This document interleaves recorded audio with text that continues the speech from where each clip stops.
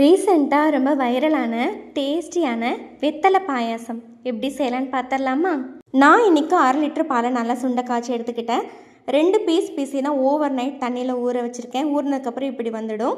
7 பாதாம் 8 முந்திரியும் over night ஊற வச்சு நல்லா பேஸ்ட்டாக அரைச்சி இந்த கொதிக்கிற பாலில் ஆட் பண்ணி நல்லா கிளறி விட்டுக்கோங்க.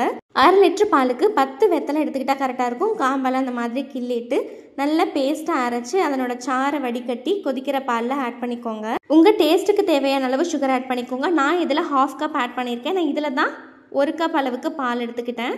ஏலக்காய் பவுடர் தூவிட்டு ஸ்டவ் ஆஃப் பண்ணிவிடுங்க. அவ்வளோதான், ரெடி ஆகிடுச்சு. இது சில்லுன்னு குடித்தாலும் டேஸ்ட்டாக இருக்குங்க. நான் அதனால் ஃப்ரிட்ஜில் வச்சு எடுத்திருக்கேன்.